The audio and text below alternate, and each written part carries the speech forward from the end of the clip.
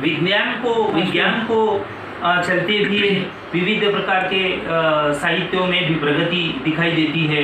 जैसे नियतकालिक है, पत्रिकाएं है, समाचार पत्र है, पत्र व्यवहार है, शंका समाधान है, वैचारिक आदान प्रदान है। इन आदि संस्थाओं की स्थापना की गई और उसके माध्यम से लोगों को अच्छे विचार देने का काम वहाँ से शुरू हुआ। विभिन्न क्षेत्रों में वैज्ञानिक विकास आविष्कार हुए हैं, जैसे कि दिशा सूचक यंत्र, दूरबीन, सूक्ष्म दर्शन यंत्र, तापमापी, वायु दाब मापक यंत्र आदि प्रकार के वैज्ञानिक विकास इस प्रकार के युग में पुनर्जागरण में किए गए हैं। वस्त्र उद्योग का विकास बहुत अच्छी तरह से बढ़ा। उसमें धातु से बने हुए विविध प्रकार की वस्तुओं को निर्माण करना या धातु विज्ञान युग शुरू हुआ। यंत्रों का उपयोग किस तरह से किया जाना चाहिए, इस प्रकार के युग में यंत्रों का विकास किया गया। और भौगोलिक खोजकर्ता भौगोलिक खोजे या भौगोलिक सुख वस्तु की अनेक प्रकार की खोज इस तरह की 13वीं से लेकर के 19वीं शताब्दी में हुआ है। इनमें बहुत सारे ऐसे वैज्ञानिक हैं, जैसे हम अपन नाम लेंगे कि मार्को पोलो, उसके बाद Ibn Battuta, Henry the Navigator, Bartholomew Dias, Christopher Columbus, जिन्होंने अपना एक मतलब किसी प्रकार के देश में या अमेरिका की खोज करने वाला उसे माना जाता है। वास्को द गामा ये भी भारत की तरफ आने का खोज किया। मेरे ख्याल से 1497 में यहाँ पे 4 मई 20 मई 1497 में उन्होंने भारत की तरफ आने का मतलब जल मार्ग से उन्होंने उसका आविष्कार किया। बहुत सारे ऐसे वैज्ञानिक हैं कि जिन्होंने विविध प्रकार के अपने आविष्कार किए हैं और उससे वैज्ञानिक में बहुत सारी प्रगति प्राप्त हुई है। उसके साथों साथ हम ये भी बात देखना चाहिए कि औद्योगिक क्रांति जो है उसका परिणाम प्रत्यक्ष एवं अप्रत्यक्ष रूप से इस देश के ऊपर में या संपूर्ण देश में किस तरह से हुआ है।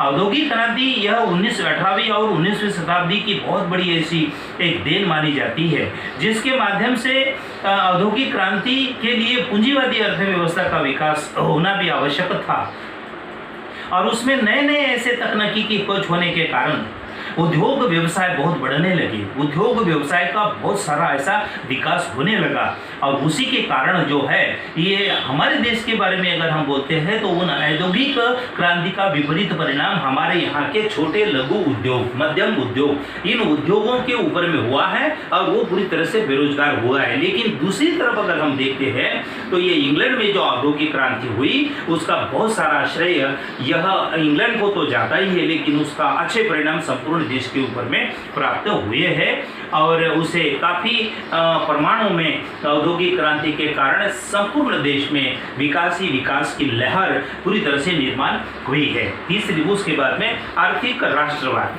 अब यूरोप में आर्थिक राष्ट्रवाद का उदय औद्योगिक क्रांति का एक परिणाम माना जाता है।